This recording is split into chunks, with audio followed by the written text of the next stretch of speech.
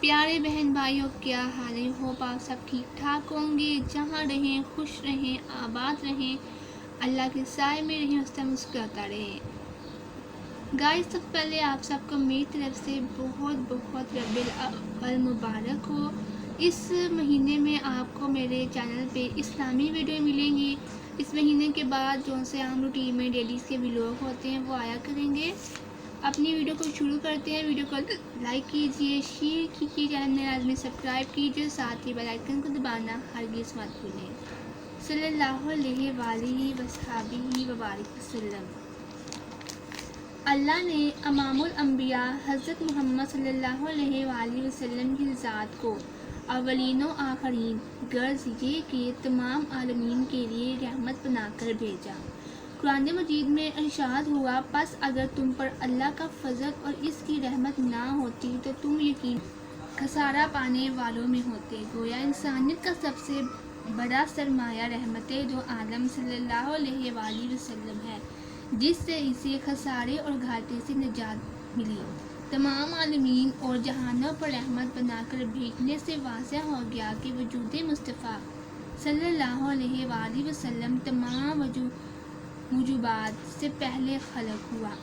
حضرت علی ابن ابی طالب رضی اللہ تعالیٰ عنہ ارشاد فرماتے ہیں، اللہ نے آدم سے لے کر بعد میں جتنے نبی مبعوث کیے، سب سے اس بات کا عہد لیا کہ تم محمد صلی اللہ علیہ وآلہ وسلم پر ایمان لانا اور آپ کی مدد کرنا۔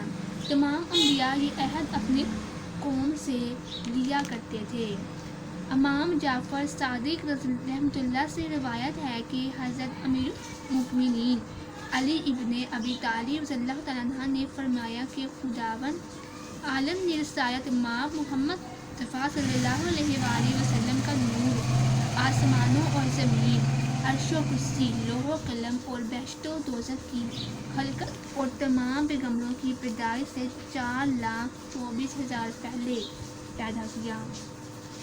پھر اسے نور سے 12 حجابات بنائے۔ اس کے بعد حضور صلی اللہ علیہ وآلہ وسلم کا نام مبارک لوح پر ثبت فرمایا۔ وہ 4,000 سال تک لوح پر چمکتا رہا۔ پھر آپ نام مبارک عرش پر ظاہر کیا اور ساکھ عرش پر ثبت فرمایا، جہاں وہ 7,000 سال تک ذو فشانی کرتا رہا۔ پھر نور محمدی صلی اللہ علیہ وآلہ وسلم آدم سے عبداللہ بن عبد المطلب تک منتقل ہوتا رہا۔ خاتم النبیین صلی اللہ علیہ وآلہ وسلم کو اللہ نے تمام مخلوقات پر فضیلت دی، تمام نبیوں کا سردار بنایا۔ ہر نبی اپنی کسی ایک خصوصیت کی وجہ سے دوسروں سے ممتاز تھا، لیکن نبی پاک صلی اللہ علیہ وآلہ وسلم ان تمام خصوصیات کا مرکز تھے جو انبیاء کرام علیہ السلام میں موجود تھیں۔ نبی پاک صلی اللہ علیہ وآلہ وسلم فخر آدم و عیسیٰ قرار پائے۔ امام جعفر صادق رحمۃ اللہ فرماتے ہیں کہ حضرت عیسیٰ کی ولادت سے قبل ابلیس 7ویں آسمان تک جایا کرتا تھا اور وہاں کی خبریں کہنوں اور ستارہ شناسوں کو پہنچایا کرتا تھا۔ جب حضرت عیسیٰ علیہ السلام پیدا ہوئے تو اس کا داخلہ 3 آسمانوں پر بند کر دیا گیا اور رسائی صرف 4 آسمانوں تک رہ گئی۔ جب رسول پاک صلی اللہ علیہ وآلہ وسلم کی ولادت ہوئی تو اس کا داخلہ 7 آسمانوں پر بند کر دیا گیا اور اسے رجم کیا گیا۔ حضرت حسان بن ثابت رضی اللہ تعالیٰ عنہ سے روایت ہے کہ میں ایک مضبوط اور توانا لڑکا تھا کہ جب ایک یہودی کو صبح سویرے مدینہ منورہ میں زور زور سے چلاتے ہوئے دیکھا۔ وہ پکار رہا تھا، اے غربا یہود! وہ ستارہ جسے احمد صلی اللہ علیہ وآلہ وسلم کی ولادت کی علامت سمجھا جاتا تھا، آج رات طلوع ہو گیا ہے۔ شیخ صدوق رحمۃ اللہ حضرت ابن عباس رضی اللہ تعالیٰ عنہ سے روایت بیان کرتے ہیں کہ جب بنی قریظہ کے کعب بن سعد کو سزائے موت کے لیے گرفتار کیا گیا تو حضور صلی اللہ علیہ وآلہ وسلم نے اسے بلوایا۔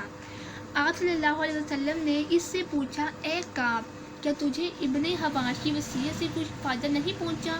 اے کعب، ابن حباش جو شام سے آیا تھا اور کہتا تھا میں نے شراب کو ترک کر دیا، عیش و عشرت کو خیر بات کہہ دیا، فخر اختیار کر لیا اور حرمہ مال شروع کر دیا ہے۔ اس پیغمبر کے انتظار میں جن کے مبعوث ہونے کا وقت آ پہنچا ہے، وہ مکہ سے ہجرت کر کے اس میں آئے ہیں۔ خشک روٹی اور حرمہ غذا ہوگی، حجر پر سوار ہوں گے، ان کی آنکھوں میں سرخی ہوگی، ان کے شانوں کے درمیان مہر نبوت ہوگی، کسی دشمن کی پرواہ نہیں کریں گے، ان کی حکومت ہر اس مقام تک ہوگی جہاں تک گھوڑوں کے قدم پہنچ سکیں گے۔ کعب نے جواب دیا، یا محمد ایسا ہی ہے، اگر یہودی یہ نہ کہتے کہ موت کے خوف سے ایمان لے آیا ہے تو میں ضرور ایمان لے آتا۔ میں اب تک یہودیوں کے دین پر زندہ رہا ہوں، لہٰذا اسی پر مرتا ہوں۔ چنانچہ اس کی گردن اڑا دی گئی۔ حضرت محمد صلی اللہ علیہ وآلہ وسلم کی ذات تمام جہانوں کی طرح اہل عرب اور اہل مکہ کے لیے بھی باعث رحمت و بابرکت تھی۔ حضرت ابو طالب نے شان مصطفیٰ صلی اللہ علیہ وآلہ وسلم میں ایک قصیدہ ارشاد فرمایا جو سیرت ابن ہشام سمیت تمام عربی تاریخ کی کتب میں مرقوم ہے۔ وہ یہ ہے کہ محمد صلی اللہ علیہ وسلم ایسے خوش جمال شخص ہیں جن کی برکت سے پانی برستا ہے، جو یتیموں کے لیے جائے پناہ ہیں اور بیواؤں کا پردہ ہیں۔ بنی ہاشم میں جسے ہلاکت کا خطرہ ہو وہ اس کے پاس پناہ لیتے ہیں، وہ اس کے پاس رہ کر خدا کی رحمت اور نعمت پاتے ہیں۔ وہ ایک ایسی میزان عدالت ہے جو برابر بھی ادھر ادھر نہیں کرتا، اور درست کاموں کا ایسا وزن کرنے والا ہے جس کے وزن کرنے میں کسی شک و شبہ کا خوف نہیں ہے۔ وہ ایک بزرگ انسان ہے جن کا شمار سب سے مرتبے والے سرداروں میں ہوتا ہے۔ وہ اس خاندان بنو ہاشم سے ہیں جو برائیوں کے میدان میں برتری کا مالک ہے۔ وہ ہمیشہ ہی اپنے محبت کرنے والوں کی سربلندی کا موجو بنتے ہیں۔ وہ ہمارے درمیان اس قدر شرافت اور اعتبار کے مالک ہیں، ہر تجاوز کرنے والے کی شرافت اور رتبے ان سے کمتر ہیں۔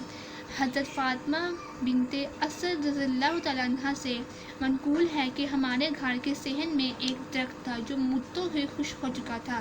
ایک روز حضور صلی اللہ علیہ وسلم اس کے پاس تشریف لائے اور اپنا ہاتھ اس پر ملا تو وہ درخت اسی وقت سرسبز و شاداب ہو گیا اور اس میں رطب پیدا ہو گیا۔ آج انسانیت مختلف مصائب اور بیماریوں میں گرفتار ہے تو دوسری جانب اسے سپر پاورز کی شیطانیت کے نتیجے میں جنگ و جدل کا سامنا ہے، جو فتنہ فساد کو پروان چڑھا کر انسانیت کی تباہ و بربادی کے سامان کر رہی ہے۔ لہٰذا ضرورت اس امر کی ہے کہ دنیائے انسانیت محمد مصطفیٰ صلی اللہ علیہ وآلہ وسلم کا دامن تھام لے، جن کے وجود کو اللہ نے عالمین کے لیے رحمت اور ایمان لانے والوں کے لیے احسان عظیم قرار دیا ہے۔ دامن مصطفیٰ صلی اللہ علیہ وآلہ وسلم سے وابستگی ہی انسانیت کو امن و امان، عافیت، صحت، کمال عروج کے ساتھ ساتھ دنیا و آخرت میں فلاح عطا کر سکتی ہے۔ آئی ہوپ گائز آپ سب کو ویڈیو اچھی لگی ہوگی، لازمی لائک کیجیے، کمنٹ میں رائے کا اظہار کیجیے۔ اس کے ساتھ میزبان لائبہ کو اجازت دیجیے، انشاءاللہ اگلے ولاگ میں ملاقات ہوگی، تب تک کے لیے اللہ حافظ۔ جہاں رہیں خوش رہیں، خوشیاں بانٹیں، اللہ حافظ۔